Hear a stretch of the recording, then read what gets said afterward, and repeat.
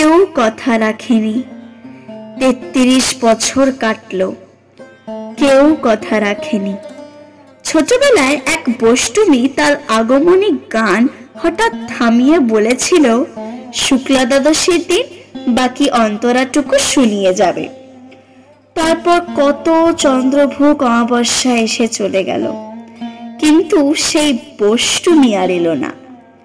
২৫ বছর প্রতীক্ষায় আছি। মা বাড়ির মাঝি নাদের আলী বলেছিল, বড় হও দাদা ঠাকুর, তোমাকে আমি ৩ প্রহরের বিল দেখাতে নিয়ে যাব। সেখানে পদ্মফুলের মাথায় সাপ আর ভ্রমর খেলা করে। নাদের আলী, আমি আর কত বড় হব?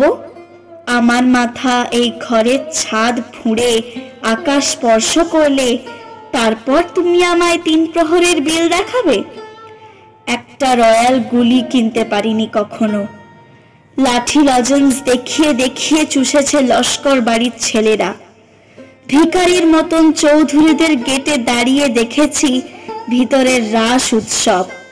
অবিরল রঙের ধারার মধ্যে সুবর্ণ কঙ্কন পরা ফর্সা রমণীরা কত রকম আমোদে হেসেছে। আমার দিকে তারা ফিরেও চায়নি। বাবা আমার কাঁধ ছুঁয়ে বলেছিলেন, দেখিস একদিন আমরাও। বাবা এখন অন্ধ, আমাদের দেখা হয়নি কিছুই।